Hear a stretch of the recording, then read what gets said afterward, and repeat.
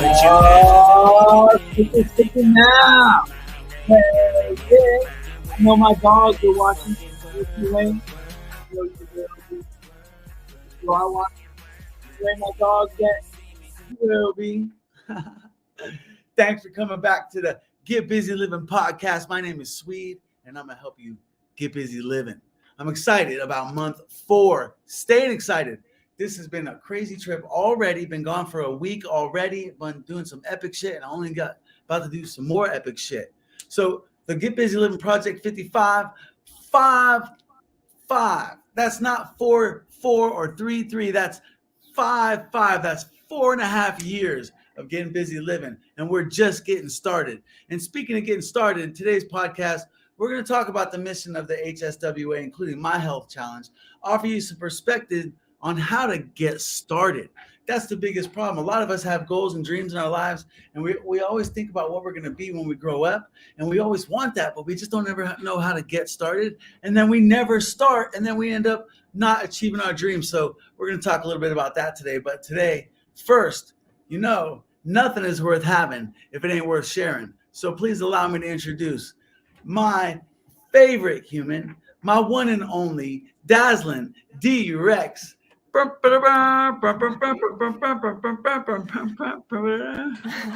Thank you. It never gets old for me, the fanfare. I'm trying to Thank you. I'm trying a new position with my chair, and so it's like I can feel it taking my breath away when I try to talk. That's why I'm like losing my laughs, but that's okay because you don't get stronger if you don't push through times like this. So the goal is to be able to do it like this, so I have to do it like this to get there. And it's one of the greatest things I've seen is you standing up in that chair. Like when we were at that concert, you're standing up next to me. It's like, that's amazing. And the more you can do that, you can stand up next to me. I'm super happy to see that. Yeah. So if that's what you're trying on the podcast, that's interesting for people to see, Yeah, good point. And before the day's over, I definitely want to talk to people about about where my health is and where it's going. Obviously, it's a big part of the Help Swede Walk Again organization's mission is to help me walk again. But the overall mission of the nonprofit is to help many, as you know. So I do want to touch on that a little bit. I also do want to talk about the health of our fundraising, and I want to talk about the epic adventures that we've been having and the one that we're on, and it just keeps on getting better. But I cannot wait to bring our guest of this week on so that we can talk about why people are motivated in January and the fact that people are motivated in January and how he's been able to start a movement by inspiring people to do January motivation things. So where do you feel that the motivation starts? Why does January is so significant for people? I used to be really jaded about this, and I used to think this was a forced idea. Humans invented this calendar, and we all see January 1st as the beginning of the year because it's been said that it is. And I was always like, oh, don't tell me when to start things. And I was just being grumpy, I think. But honestly, it is the best time to start new things because it just feels fresh, right? The cold air, it feels like we're starting a brand new year. Everybody can let go of anything that didn't go right for them in the previous year. And I think it just gives people this feeling of like anything could happen. Brand new year. I think that has a lot to do with it. And actually what I learned, I am actually learning a lot of stuff going to school. It's not just something are you learning? That's good. It's something I waste my time doing, And one of the things that I have recently learned about is about our circadian rhythms and how our body responds in general to all of the things happening on Earth that are beyond our senses, like the things that we don't see and we don't smell. But the calendar actually is legitimately built off of those things. And it's amazing what ancient humans knew about us that we don't know about us anymore. And that has that's true. That's true. We used to be so much more in touch with our connection with nature. And then we got so big and bad and tough and started to be able to build our own houses and didn't need to rely, or we weren't no longer subject to nature. Like she can be mad at us and rain on us all she wants, but since we're cool enough to build fires and build houses, we no longer had to be in touch with her. But the truth is that the further out of touch we've gotten with her, the sicker everybody's getting. So go. I was going to say, go ahead. Sorry. It's very true that we've really gotten out of touch with the things that humans really need. We do look in our phones all day, and we feel like we're connected through apps. But what we really need is a hug or a friend to come over for dinner and laugh with us in our faces. That's what we really need. So there's a lot of things we're very out of touch with. And the calendar being one of them is one I really don't think about very often. I'm not a person that suffers from the seasonal affective disorder. So living in Erie, Pennsylvania never affected me, but several of my friends did have that. And it really affected them every winter. And I think that also... What is that disorder?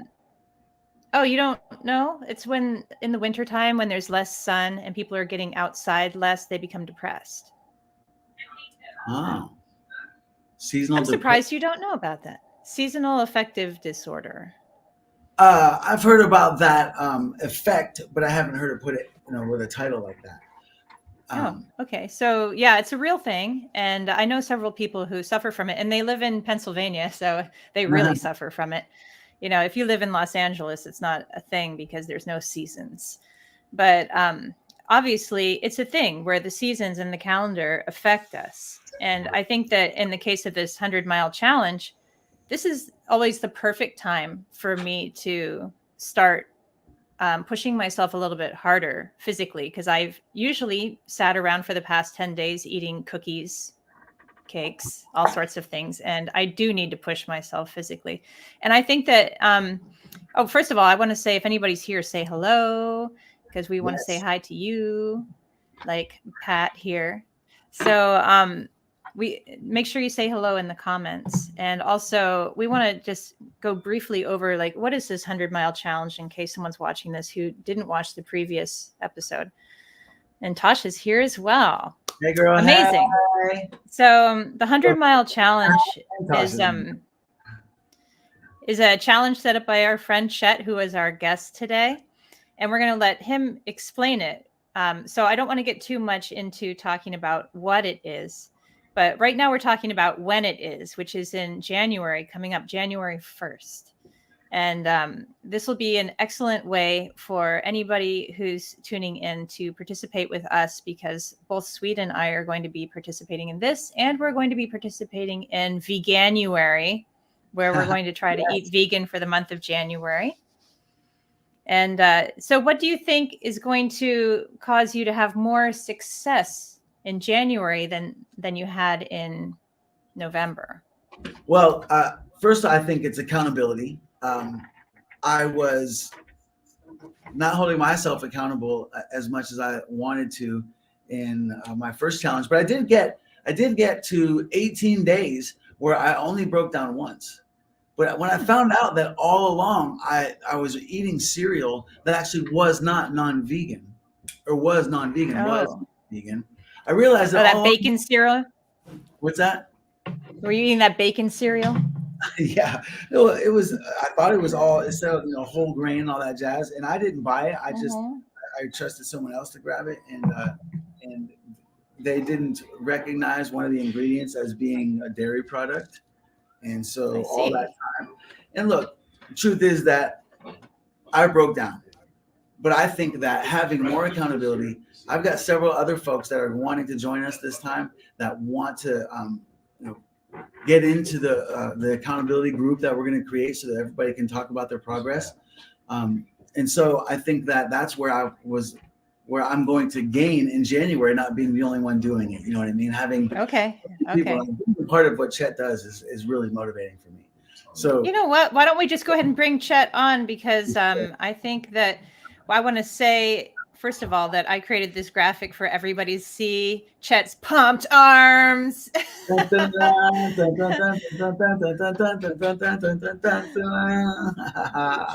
Hell yeah. Welcome to the Get Busy Living podcast. Chet Dine, our friend from high school and our friend now.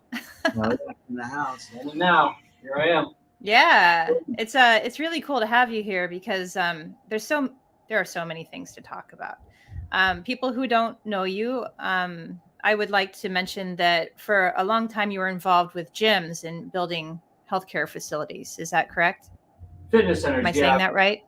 Yeah, I've ran fitness centers for most of my career, probably 20 plus years. That was my position, was just working in gyms. Yeah. Excellent. So you probably have been in pretty great shape this whole time, yeah? I joke around about it. I actually, the ongoing joke is I was in better shape before I started working at a gym. But Oh, really?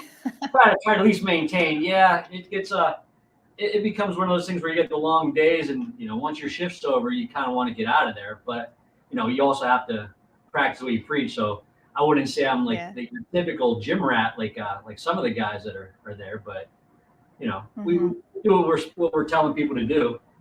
Hell yeah. So you were the one that started this 100-mile challenge at one of your gyms. And how did this idea even come to you? Before I even ask that, we should tell people what it is. Go ahead and tell people what the 100-mile challenge is. It's basically, it's just in the month of January. The challenge is to try to complete 100 miles running, walking, crawling. Just getting them moving. It's really a simple concept. You got 31 days of the month, and if you set your goal at 100 miles, you can do 3 miles a day and almost get there. You can do more and just kind of plan out your whole month. But it really is just to get off your butt and start doing something. And I try to make it as inclusive as possible. I remember when I first heard about the challenge, actually, I was on a trip with Lyric back to Pennsylvania for her birthday. And she was turning 16. And Chet was like, we cruised into Pennsylvania where I bought my car, and then we went up into Syracuse and hung out with Kiro, and then going back through heading towards Erie. Chet was living. Where were you at? Buffalo, bro? Yeah, I was in West Seneca, New York, so I was probably about like 35, 40 minutes away from where I met up with Niagara Falls. Hell yeah! So me, Chet, Kiro, Lyric, Kiro's son and wife, and Chet's son all had awesome dinner in Niagara Falls, and he was telling me about this challenge, and I was like, hell yeah, man! I think I'm up to that, and that's what put me on, man. I was excited about it. So Chet, when you went to start this challenge, like where did the idea come from, and why did you want to do this? Honestly, it's kind of like how you touched upon. Everybody at the start of the year in January, the new beginnings. It was one of those turnover new leaf things, and personally, it was almost to keep myself out of a little bit of trouble. Rather than going out that New Year's Eve and participate in too much fun, I was like, you know what, I'm just going to get up and hit the treadmill. So it was it really started off. There's probably 4 of us. I think almost like a friendly group thing. It was like, first one to 100 wins. There's no prize to it, but it was more like a friendly competition. And then, with social media and me being involved in a gym, it was easy to try to get more participants. And, it kind of caught where people really seemed to enjoy doing it and, pushing each other to do it. And as Swede mentioned, accountability, like there was definitely like a natural accountability group too. Because even if you weren't completing the 100 miles, you'd see people like liking your post or cheering you on, or like, there was like almost like the people on the sidelines that were still like, I over invited people I knew wouldn't participate, but, they would chime in, and it was kind of like a support thing, and it was it got to be that you would hold yourself the accountability aspect that if you skipped a day, it's like, okay, I got to get back into it, and I got to make sure I'm putting up there and getting your mileage clocked in to get it done. It's tough, man. The pace I set was I wanted to be able to do it without having to do it every single day. So I did 5 miles a day. So 25, that's or 5 miles a day. That's 4 days or 4. What is that? We did this last time. We did bad math in front of us. If I do 25 days, it's 4 miles a day. If you do 5 miles a day, it's only 20 days that you have to run. So 20 days of running 5 miles a day is 100 miles. So I took that 20 days and cut it into 4 weeks. So that's 5 days a week of running 5 miles a day. That's tough, man. 5 days a week. Most people don't get off their ass 5 days a week for anything more to get coffee or in their car, let alone run 5 days a week, let alone run 5 miles. And so I was like, man, if I'm going to do that, I'm going to take it seriously as a challenge, and really try to do it. And I just barely made it. I remember calling Chet and being like, man, I'm not going to make it. I pulled a muscle 2 days ago and I was like way ahead of schedule. And I'd never had a pulled muscle before. So it felt like I got punched or like I got hit in the leg with a bat, really, in my calf when I was running. And so he's like, bro, it doesn't matter if you don't run. He's like, you walk that shit, crawl that shit. And all this time I was like, damn, man, I could have just been But so yeah, man. So I remember I walked the last 5.5 miles because I was almost to 5 miles on day 19. And and that's when I like the last half mile, I should have just kept on walking with a busted leg. Keep walking. Yeah, it was a challenge. I've only finished it once. And speaking of you participating, have you thought about the activities that you're going to be able to do to participate this year? Yeah, so my gym has a hand bike that I can just use. That I can set the tension on it of how hard it is to do it, and so I've got that. I've also got my pool, which is going to be a swimming option, which I'm really hopeful that things pan out with JFT and Carol, because that'll be very helpful to have her help me get into the pool. And I really want to do more calisthenics. There was a time in my life where I did not work out with any weight. I just only worked out with my own body weight. Like right after Heather and I separated, that year, I barely lifted any weights. I didn't go to the gym. I worked out in my apartment and I just ran. And so instead of doing heavy weights and doing shrugs and all kinds of weight lifting, I just did hundreds and hundreds of arm circles. You know what I mean? Just in small ones, just making bigger and bigger and bigger and bigger and bigger. So you're working out all of the angles of your back and your chest like that. It's not super heavy weight and you're not putting as much force downward on those kind of muscles, but doing it in both directions and doing it fast and doing it jerking motions. I mean, my shoulders and my arms were as cut as anybody that was working out with weights just by doing natural weights. So I'm going to try to do that type of stuff too. Yeah, for sure. I'm really excited about it. And I ain't gonna lie, I've been kind of working in the opposite direction for the past.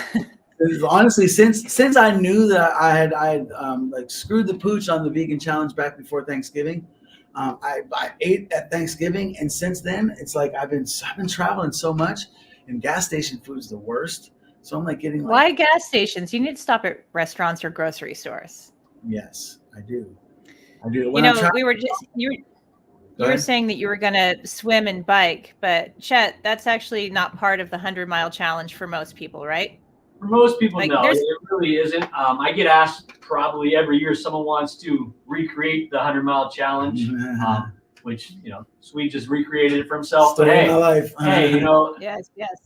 I never want to discourage anybody from being more active, but there's just not that I'm aware of a true way to put an equivalent of, running, walking into a biking or elliptical. I've had some people ask, well, if I do X on the bike, how many miles does that count as far as running it?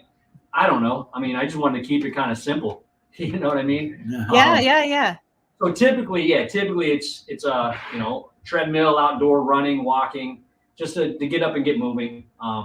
But I guess we'll probably make a nice little exception this year for Swede. Well, look, I want to encourage everybody else to do the running. I did the running. If you can get past the first couple of days of it and just set your mind you're going to do it, you'll find it's very liberating. Once you just clear your mind and you decide you're going to run for the next hour, so I know that for this challenge, I'm going to try to work on an equivalent. And really, to me, it's going to be the heart rate and that type of thing. But I'm more excited about bringing this challenge to others than I am about actually participating in it, because I think it's we should put in the comments. I'm going to post a link to the Facebook group in case anybody wants to join. Yeah, Chad, what's the Facebook group? I've sent it over. I put it there. I have it up here in the comments. Yeah. I think what you're going to have to do, though, is you're going to have to copy and paste it into your own browser because it didn't come up as a link. But there it is. And if anybody wants to join that Facebook group, there's I feel like there's a couple ways to participate in this 100-mile challenge. Of course, there's you can try to run 100 miles, and if you do it, great. And if you don't, you feel kind of bad, but it makes you excited for next year. And then there's another way you can participate where it's like, okay, well, I'm just going to exercise every day this month. And let's see how many miles that turns out to be. How hard is this challenge? Like just kind of exploring it, right? Taking a year to explore it. Yeah, I like that. Sure. Or maybe adjusting it for yourself and then not asking people to accept it, not asking for validation. Like say, okay, well, I'm going to do my 5 miles of swimming. And then not make a big deal of it in the Facebook group. Like, well, I'm going to swim and it is 5 miles. Right. It's like, just do what you're going to do and enjoy it and enjoy the feedback you get from the group. I felt like that was a really nice thing to have, you just post a picture of you out running wherever you are and everybody shows up and says, awesome job, keep it up. And it's nice. Yeah, it's a nice pat It's on nice the to back. have that. Yeah, hey, Chad, what up, dog? I see you make it to the mountains. Come see us. But look, bro, that's kind of what I wanted to, want to build this into. This is we're just getting started here, but we're talking about getting busy living, and I'm trying to lead by example and create opportunities for you guys to participate and make it easy for you to participate. So that comes with generating revenues, but it comes with participation starting. So, Chad, let me know where exactly you're talking about. And we might come there. The Get Busy, like I was in Kansas City last week, and the Get Busy Living Project 55, we got 51 more destinations to go. So I'm going to be directing you guys in the direction of our website where we will have a ongoing tally, if you will.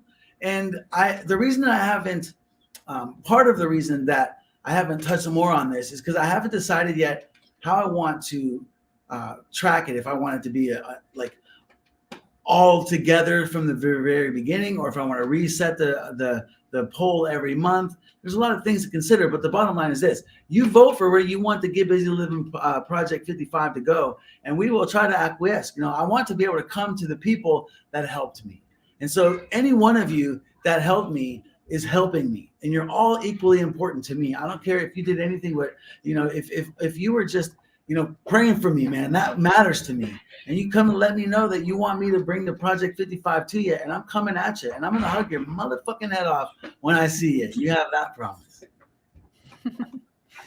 So another way that you could tell us where you like to go is you could actually email us at hello@getbusyliving.com.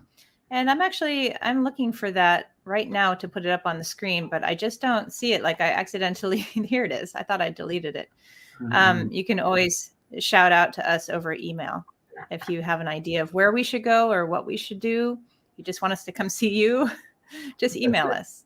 Yeah, I'm telling you, let us know in the comments. It's all about the participation. This elaborate plan, I sat today with Matt Connor and explained to him for hours about the elaborate plan that is the Get Busy Living Project. And it's eventually going to be much clearer and easy to see as we grow and the vision becomes clearer and we have better resources to show.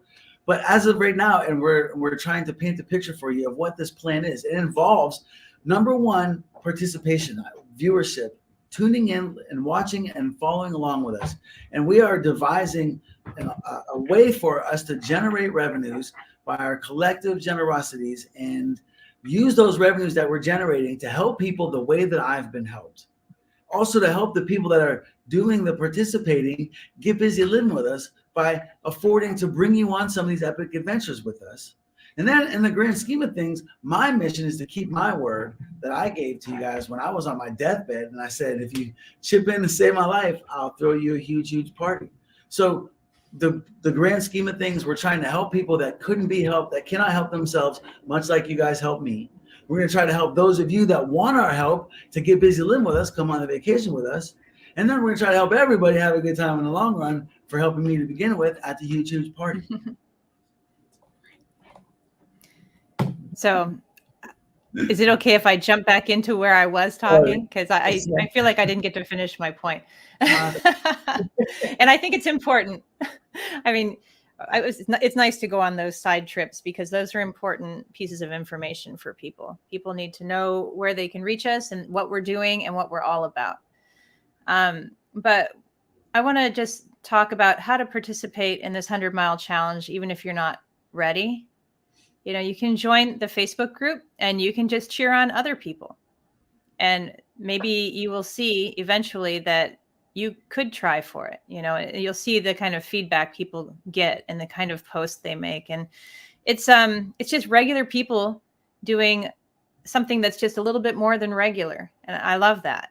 Yep. Yeah. You know, we're all just a bunch of normal people doing this kind of a little bit more than normal thing. Wow. Well put. I love that. I don't think it was that well put.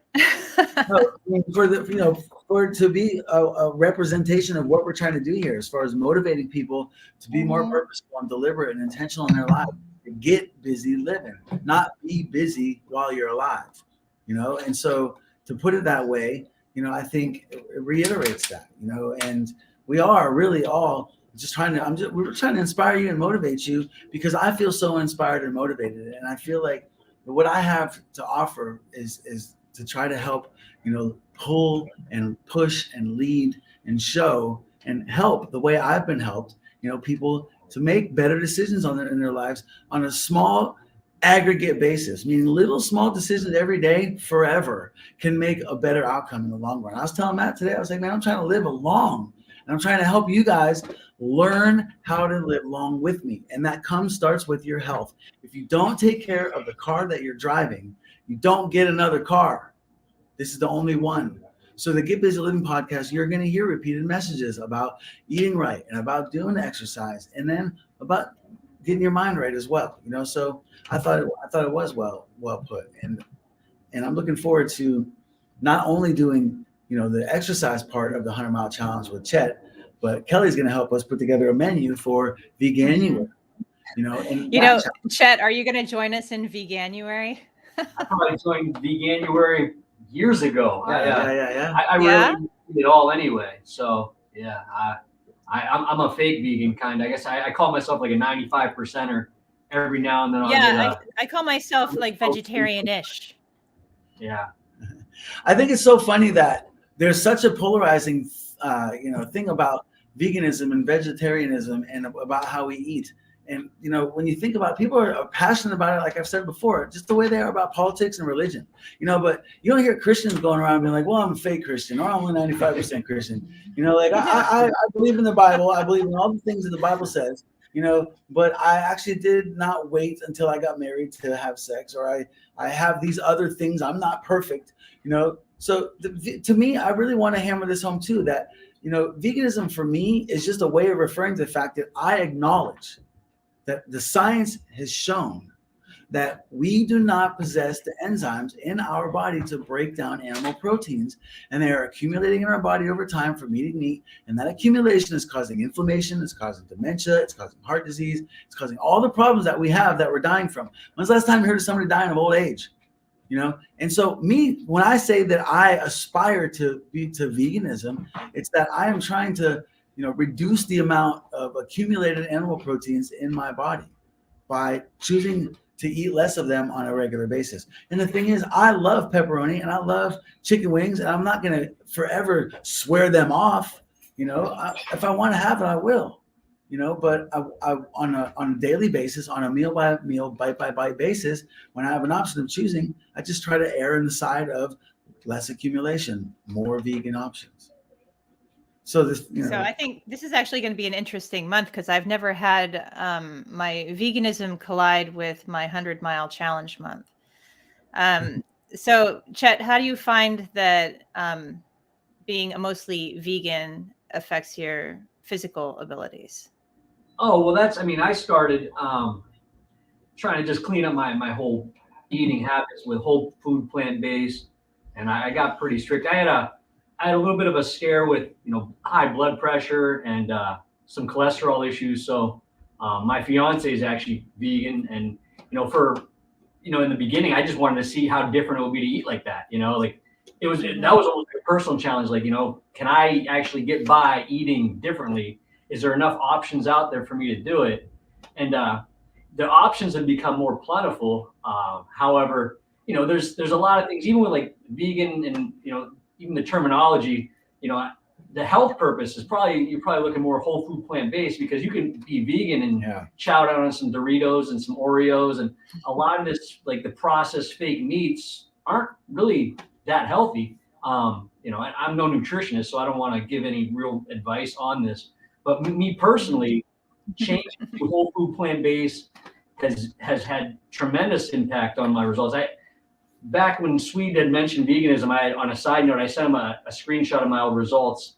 Yeah. It was only like maybe a 2.5 months difference where I had high cholesterol, high blood pressure issues, and I cleaned it up in 2.5 months. It was absolutely perfect. So I did it to kind of avoid being put on medications, and working in the fitness environment, you want to take care of your health. You recognize the importance of it. As you said, you don't get another car, and we all want to live as long as we can, and not just be existing, but we want to be able to perform. Yes. You want to have some spunk left when you're. Yes. I've seen it. I've seen, like, with the gyms, I've seen senior citizens that have exercised their whole lives, and now they're in their 70s, and I compared to, like, with my grandmother who didn't exercise, and they're living two completely different lives. Yeah, it's like just the quality of is so much different. And that, I went on my tangent because that has nothing to do really with like veganism or anything else, but just taking care of yourself. And with me, to bring it back around circle, just eating the whole food, plant-based, healthier, cleaner nutrition has definitely had a good impact on me. Don't get me wrong, there's still temptation. I went out and met some guys at a restaurant. You smell some different foods, and you might want to take a taste every now and then. But just making sure you're not overdoing it, I think, is going to get you the results. Yeah, that's the thing. There's so much misinformation out there, and there's so much confusing information, and there's just so much information in general. It's like so many different opinions, and everybody's trying to sell you. You never know who's selling you anything legit. And I love the whole food aspect and of the plant-based. The whole food meaning, like, if you can just pick it up off and not have to cook it, and just like eat the apple. Don't eat applesauce, eat the apple, the whole food. So the first time I went vegan, I did it cold turkey overnight. Cold turkey, isn't that ironic? Cold turkey. So overnight, and started drinking vegetable juice and eating whole food plant-based. And the way that it impacted me was amazing. And I'm looking forward to doing it again. And what we got 9 more. Yeah, 9 more days of cheese for me, and then no more cheese. That's actually cheese. I really do need a cheese reset. I got a little too out of control there, and I know that cheese is not good for me. And I generally make good choices in my life, but cheese is one of those things that's really got a hold on me. And it's very tricky. I'm looking forward to cutting it out. From a science standpoint, cheese is very, very tricky because it's the way that it's made, and being that it's a dairy product, and dairy is typically a signaling process from mother to infant. And so along with the calories that you need just for energy, there's so many other messages being sent through those milks. Mm-hmm. And so when you're a human getting cow messages, yes, it should be expected. If we take the way we were raised out of the equation, and we just look at it from an unbiased perspective and say, do these things make sense? Or would you expect this to cause problems or not? And for us to be like, nah, man, you should be able to eat cow's titty milk and not have any problems. No, it is so strange, isn't it? Shouldn't. But the thing is, here's the wonderful thing about humans, is that we are adaptive creatures. In our entire existence on this planet, we've been trying to figure out better ways. And so there was a time when survival really relied on the ability to find food, like food scarcity. All the animals in the wild right now, very few of them are relaxing. They're all like trying to get fed and conserving their energy until the next time they can go eat. Don't get me wrong. There's plenty of animals that aren't always chasing their meals, but the ones that are lazily gathering their meals are always running from predators. So it's like it's a mission to stay alive and feed and eat. But now that we have figured out how to master nature and agriculture, eating is easy for us, and we're just killing ourselves with food now. And I hope that people understand that part of this Get Busy Living podcast mission of helping you live more purposeful, deliberate lives, and intentionally, we hope that you'll know that we're going to try to give you information in ways that you might not have thought of it before, or relay complex topics in layman's terms. And one of the things is nutrition. It is not so complicated. But the thing is, what is complicated is getting a person to open their ears, open their mind, forget what they think.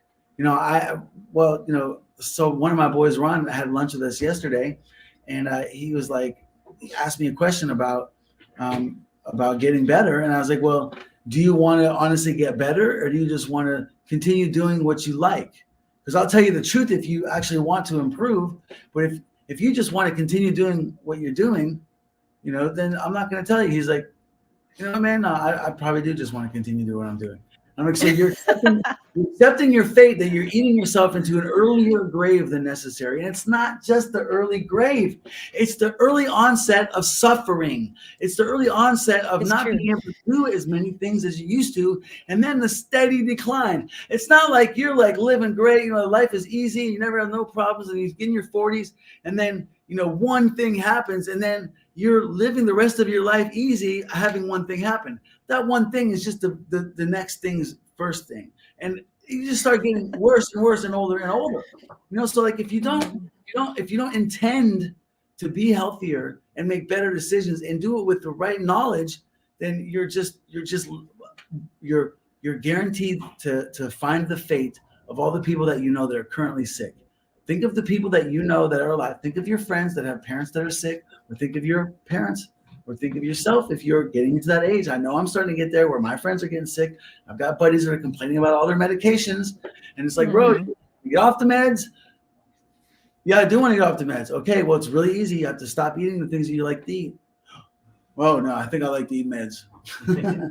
I heard this really great quote the other day, and I wish I know who actually made it up. But it was, you're born looking like your parents, but you die looking like your choices. Ooh. I know. Yeah. And that's what we're all about here, is like making deliberate choices. And when I heard that quote, I was like, that is the truest thing right there. Yeah, that's real strong. You can change so much about your life and your circumstances through your own choices. Yes. And I encourage often. Today, me and Matt and his mom, Cheryl, love you, Cheryl. Thank you for having lunch with me today. We're sitting there talking and having the choice, but then enacting that right or that ability, and like we were talking about before, we want to, believe in ourselves, and we want to think that what we want, we can work for and get. But there's so many of us that just don't know where to start, and for everyone, depending on where you are and what you want, what you do, the actual what you do, the action, the activity, the time you're going to spend, the actualities of those dynamics are different for every single person. But one thing that's not different is you have to decide that you want to do it and that you're going to do it. So whatever. And that's a good time to ask, because there's so many people that want to start. They want to start and they just say, I'm going to wait until this happens or until I'm ready. And Chet, what would you tell the people who want to join in this challenge but they say, but I don't know if I'm ready, or I've got so much work or whatever? Really, it's like Nike, just do it. There's people that have seen or heard like the 100-mile aspect of the challenge, and they think it's like this grand mountain that they'll never be able to climb. So if you've never done it, the key is just starting. For some people that they can't foresee themselves doing 100 miles for whatever reason, if you've never done it, then set your own goal at 75 and just like get consistent and show up. That's a lot of it, is just showing up.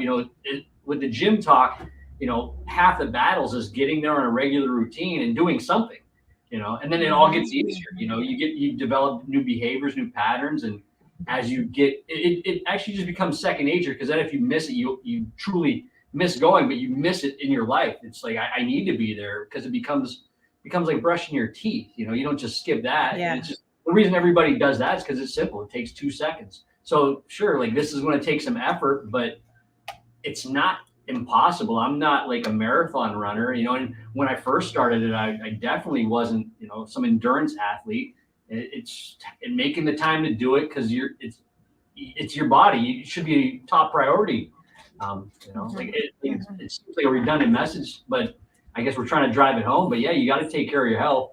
And tying this in with like the vegan, exercise and nutrition are really just like siblings. So they play off each other. If you don't want to run, you can walk and just fit it in and do it. Really, just like Swede said, make the decision and it's put in the effort. And it'll come. What I mean? People. Oh, go ahead. I wish some of the people over the years had some sort of like they're just the results. I'm going to start this out. I mean, I got a couple good friends that never would have thought would have participated. And at the end of the challenge, they were almost like thanking me because they finished, which is such a huge sense of accomplishment. You set a goal and you went after it. And then just they noticed the change and the difference. Man, that's money right there, bro. I'm here to tell you, if you are suffering with depression, if you are struggling to find the sunshine every day, give yourself things to be excited about. Look for easy wins. You can do little things that are good for you, that make you feel good about yourself. They're so easy. Start with eating healthy. Like, eat fruits and vegetables. Just eat fruits and vegetables and you'll be healthy. And that will make you feel better every day. And then if you feel like you need a steak or you need a chicken wing, like I do every once in a while, go ahead and grab that. And as long as you know that in the long run, you're doing little small victories that are getting you a little closer to happiness, then you deserve that. But then that starts to roll over into other aspects of your life.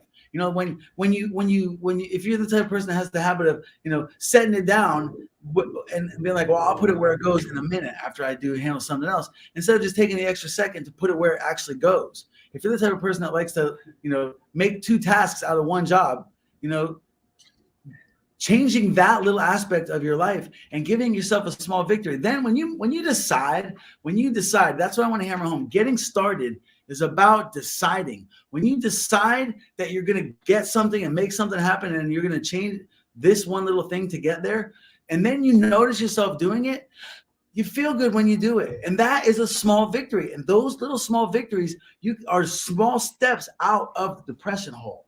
Those little tiny things that you can do each day to give yourself momentum. And then once you get good at it, you start feeling good, man. It's like having a wind at your back. And then you start accepting bigger challenges. Discipline next thing you know, creates discipline. Yeah. Exactly. Discipline creates discipline. So I'm glad that you were talking about that because I feel like people get intimidated with starting things because they want to think that once they start it, they are the thing. But starting doesn't mean like all of a sudden, like, okay, I'm going to start a business. I'm suddenly a business owner and I'm making money, or I'm going to start running and suddenly I'm a pro athlete. Starting just means, okay, I'm at 0 and I'm going to try to get to 1. And then you try to get to 60. But when you start, you aren't at 60. Starting just means taking the first step. Starting, to most people, they think that, well, once I start, then I have to be the thing. It's just, no, just take one step toward it, one step. And then eventually. I had an old mentor that used to say, before you can be good, you got to be bad. And before you can be bad, you got to try. Hell yeah. I love that. That's a good one. Just getting started. For everyone is different because everyone's starting from somewhere different and everyone is different. But deciding that you want it, okay? And here's what you do. Start with the end in mind. Start with what you really want. So what I like to do is I like to ask people, if money were no obstacle, if money were nothing, and you could just freely move about the world, and if you wanted to step foot on that boat, you could, or if you wanted to jump off that, you could. I think of jumping off shit. But the freedom to do whatever you want because you got all the money you need to pay for that. So if you could do that and you could move about the world freely, what would you spend your time doing? And then imagine yourself in a life where you can do whatever you want. That's the goal. Like your dream come true. If you want to be something, whatever that is, things that you want to be. For me, it's completely free and to have the ability to go do whatever I want. But for other people, it's to be the best at something, or it's to be, somewhere, or whatever your dream come true is, whatever that thing is, start with that.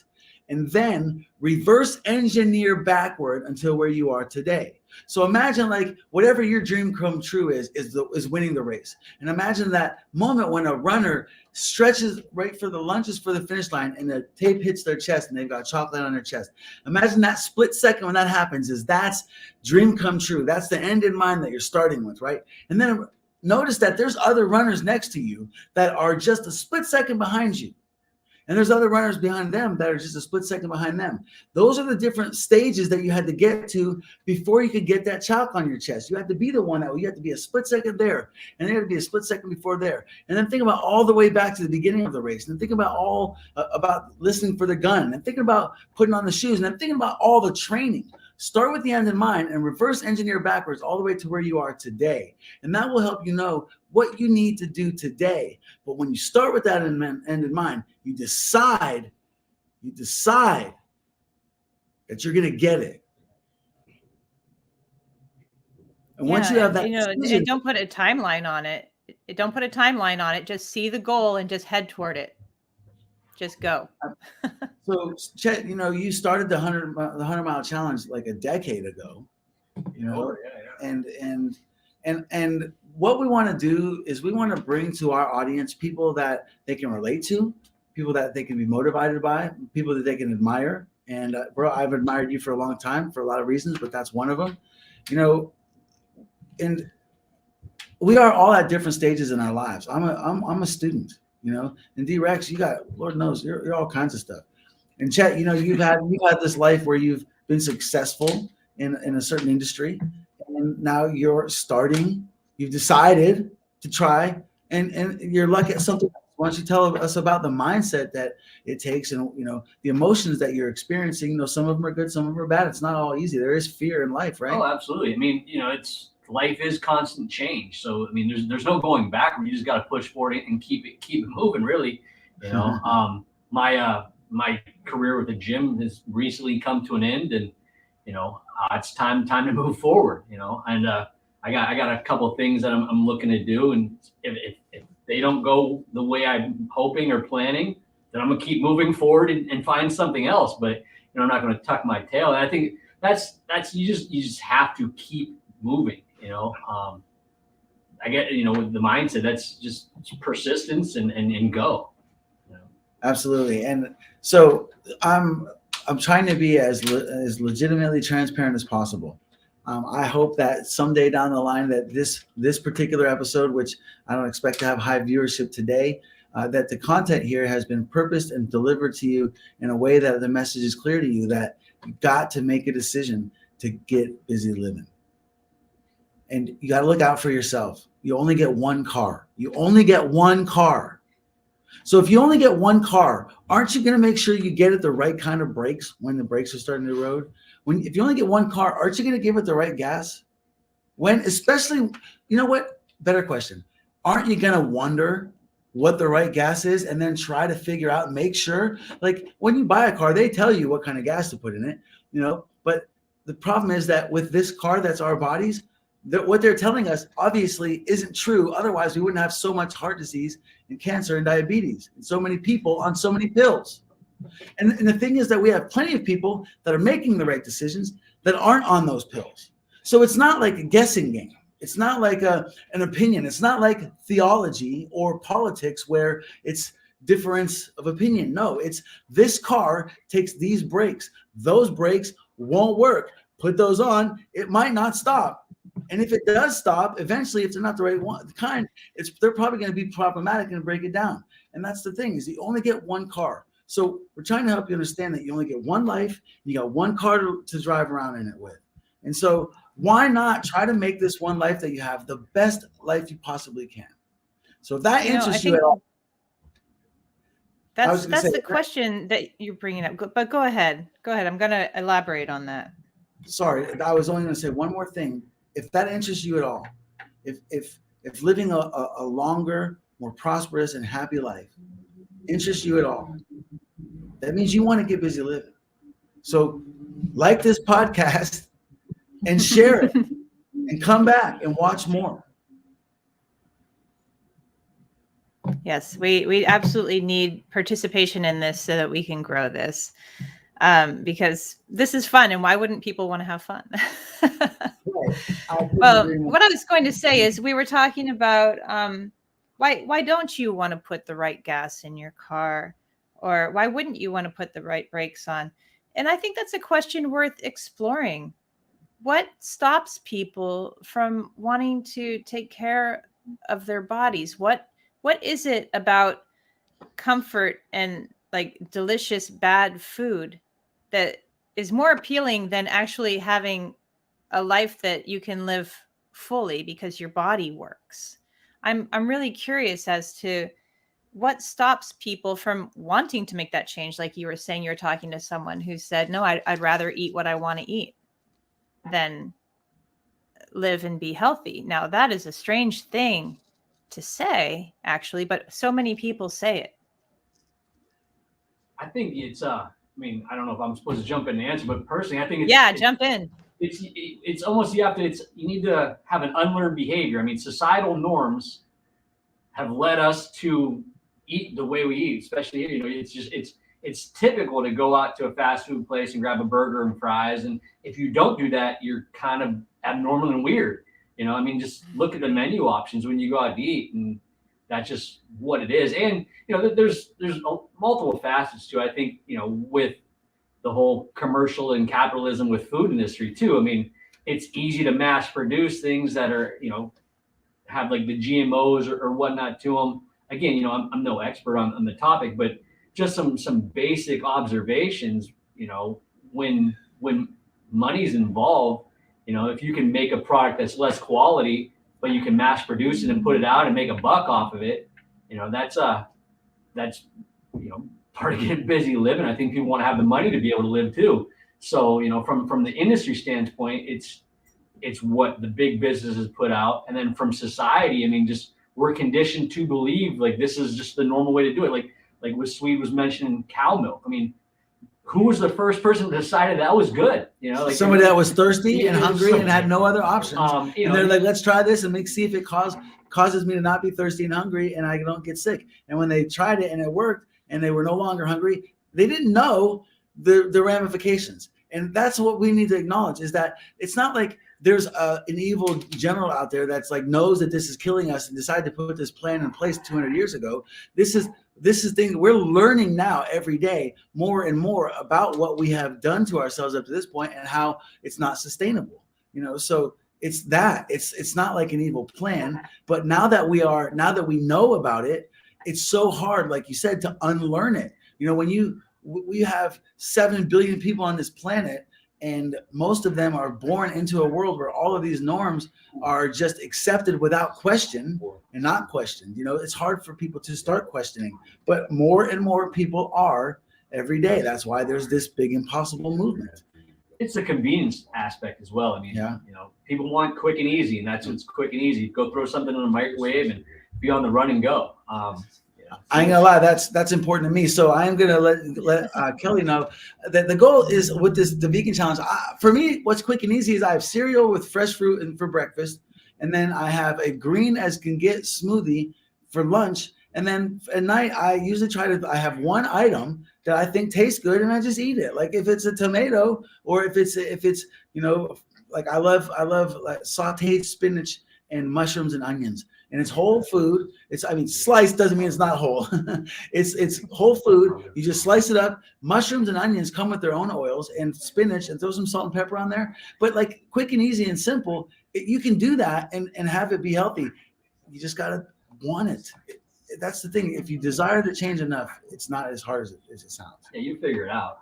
If you want it bad enough, you figure things out. Absolutely. So, Chad, how do you organize the 100-mile challenge?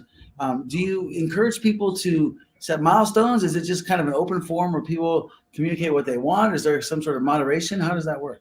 Well, this year is going to be the first time that I'm not running a fitness center doing the 100-mile challenge. So the whole participation aspect is going to be the Facebook group. People just log their own miles. It's a complete honor system. There's no awards. There's no prizes at the end. Again, it really started with me and just a couple of buddies, like, hey, first one to 100 wins. And it was just keeping each other on their toes and like, hey, I did 5 miles today. Where are you at? And we kept asking back and forth, what's your total? Where's it at? So really, it's self-reporting on the Facebook group. I mean, if you don't want to get on the Facebook group or you're watching this, just put a chart in your fridge and just each day log your miles. And the only way you're cheating if you don't do the hundreds yourself. I mean, what's a real incentive to say, oh, well, I ran 3 miles a day when you really just watched a Netflix series or something? Yeah. Yeah, there's no point. And you don't have to log your miles on the Facebook group. It's just no, not at all. You don't have to. It's just it's motivating for some people, but the key is just doing it. Again, it's really a personal goal, and at the end of the day, the only one you got to answer to is the person looking back in the mirror. I'm not going to come to your house and audit your miles. I was asking because with this vegan challenge, I haven't decided yet how I'm going to organize the group to communicate and hold each other accountable, because that's really what the purpose of doing it as a group is to hold each other accountable and give and celebrate each other's victories. When you have other people rooting for you and you have someone to root for, it makes you more involved in the subject and more likely to be successful. That was the most challenging thing about the vegan challenge for me back before I did it on Thanksgiving, is going into California knowing I was the only one that really cared about eating vegan, or the rest of the trip, leading up to it, like I was the only one that mattered. And so even though I had publicly declared it, I felt more inclined to stray away from it because I was surrounded by it. So the accountability is helpful. And I just haven't decided, because if a lot of folks aren't using Instagram or don't like Facebook anymore for whatever reason. So I haven't figured out what I think will be the ideal way to post the recipes and to post our progress and that kind of stuff. I'm not really sure what I want to do with it. I still think a Facebook group might be a good idea. People, we have a lot of friends our age who watch this podcast, want to participate, and people our age are on Facebook as well as other apps, but we all generally are. I think we should do that. And for anybody who's watching and missed the beginning, the link to Chet's 100 Mile Challenge Facebook page is in the comments, and we encourage you to join this year and just do what you can to head toward 100 miles in January. And then we're going to be next week inviting you to our Facebook page for Veganuary, where you can participate in any level you want. You try to go full vegan. You can just eat a vegan meal. You can eat a vegan food and say, I'm done. Yeah, I'm really interested in the people that are going to say, most of the time I don't eat vegan, but I just had a vegan meal, or I just made a vegan decision, or I just acknowledge that you are trying to teach us that our body cannot break down animal proteins, and I just applied your knowledge in some way, shape, or form, even if it's just a little tiny bit right now. This is just the beginning, y'all. This is just the beginning. This podcast is going to stretch throughout at least the Get Busy Living Project 55. That means you got 51 more months of this. And each week, we just want to give you a little bit more encouragement, bring up different little topics that are going to help you understand the challenges that you're going to face with Getting Busy Living. And as we grow and bring experts on, we're going to be providing you resources. And most importantly, I'm here for you. Anyone that wants to be a part of this, anyone that has any questions, if you know somebody that could use the types of technologies that we're going to be seeking with the Help Swede Walk Again, if you know people that can use them, please go to nominations at the hswa.org and let us know who your person is that you want to bring to our attention. So next week, we are going to be I'm actually going to a Steelers game this weekend. That's month 4, Epic Adventure. I got my boy B.I.Z. going with me. Can I get a shout out, B.I.Z.? Yeah. That's my dog. I got my boy Peach going with me. Is there a Peach in the house? That's my dog. Hey, I got Fatty's not in the house with me, but he said he's going today. Kiro's going. I'm meeting up with him. I got my boy Stephen Anthony motherfucking Guthrie going with me. And if anybody else, actually a couple guys that were with us this morning that Matt works with, said that they would be down to go. Matt walks out of the room after we were just talking about it. And I just had him talked into it. He's all right. It's been decided. I guess I'm going. By the time he comes back, his 2 coworkers are coming with us. They're like, one of them is like, I'm down to go. So the point is, look, this is just month 4. But I hope that by Project 55 time, I'm able to pass the mic around the stadium and have people tell me that they went on month 16, 17, and 18 and then fell off for this reason or that, or went elsewhere, but then came back on month 27 and 29. And I really want people to understand that as this grows, and the point is to try to make a community where we're getting busy living together, We're all offering our knowledges, all offering our services as resources and helping each other get busy living. And with the revenues that we generate, we're going to be able to help people that cannot help themselves get busy living. I'm going to help you guys for helping them get busy living. And then we are all going to have a huge, huge party and help each other have a great time at the end of the project. So please like this. Please share this. Please come back next week. And please tune in on January 1st when we introduce you to our first Help Swede Walk Again nomination. So, guys, I appreciate both of you, D-Rex. I don't tell you enough how much I love you and how much I appreciate you for walking this journey with me. Chet, I love you like a brother. It's great to see you this week. I'm going to be kicking it with you next week and then leading up to New Year's. Thanks for being a guest on the show. If you guys have anything else that you wanted to mention that's like hanging out there, by all means, throw it out there. But I really just want to take a moment to let people know what to expect out of this moving forward and let you guys know that I really appreciate your support in making it happen this week.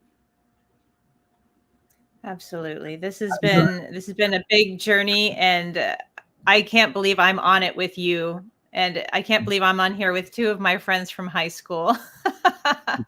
And I hope to be on it with many more people that I haven't even met yet. And I think you do a great job of telling me that you appreciate me, and I appreciate you too. And we really appreciate you, Chet, for coming on today. And we will have you on again because we are going to be talking so much about this 100-mile challenge in January. It's going to be an interesting journey.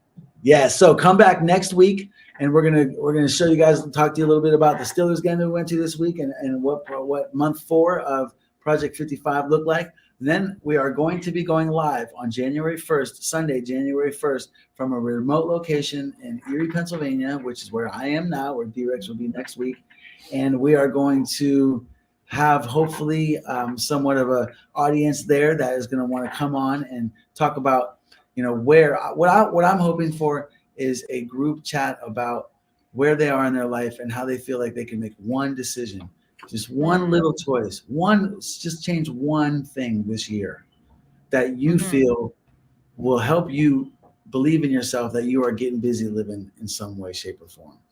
So, So you know what? There's no after party today, right? Because you're on the road.